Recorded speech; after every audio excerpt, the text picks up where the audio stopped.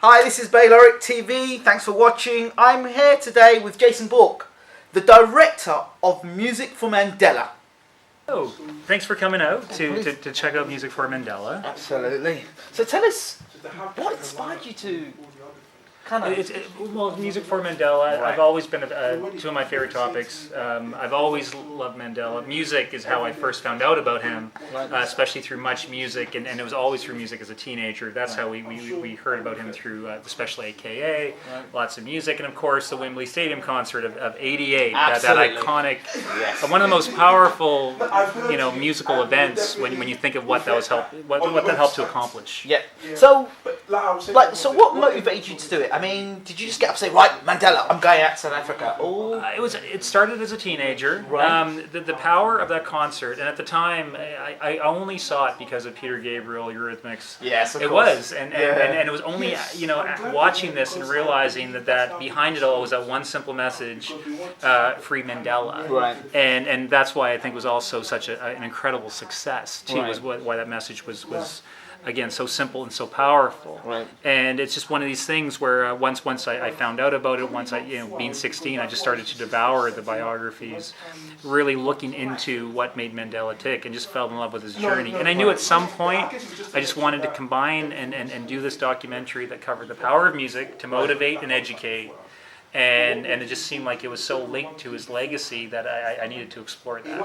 Okay, so when you sit back now, it's out there. You're watching it at the premiere. You've watched it over and over again. Mm-hmm. So you could say, well, I'm happy with this, or you could say, well, I'm not happy with this. But do you think you've got the message that you wanted to get across in the beginning out there?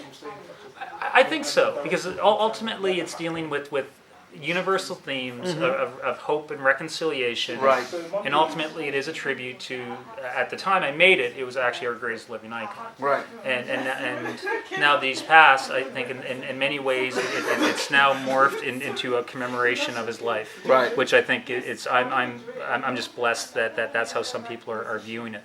Most Right. people now that he's passed. So It helps to get it out, which I think is wonderful. I always wanted, like any filmmaker, You want it out there. It's exactly, and to be able to if I know that people are being touched by it, Right. and if it promotes discussion, anything like that, as a filmmaker, gives me satisfaction.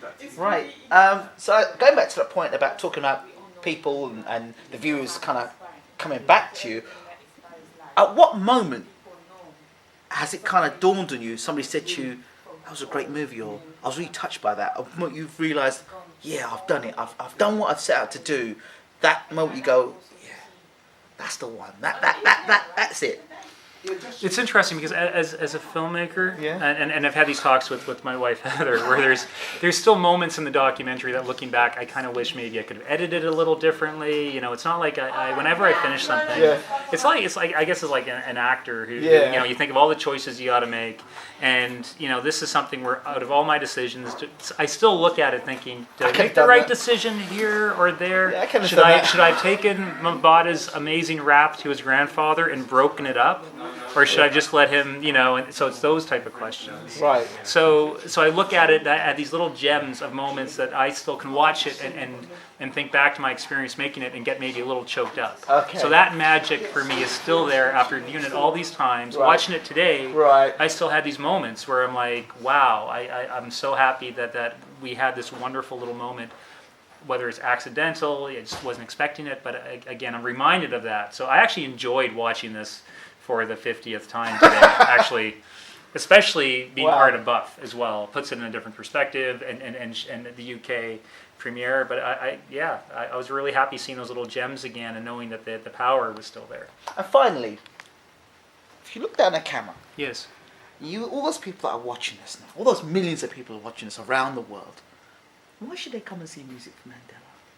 I think I'm hoping that when audiences see this documentary, that they're touched by it and it makes them think, and it's music motivating and educating, and I think it will leave the viewers of it feeling pretty good about themselves. I think it's a feel-good documentary, and we need more of those. This is BWTMONLINE TV, and we're out. Thanks for watching.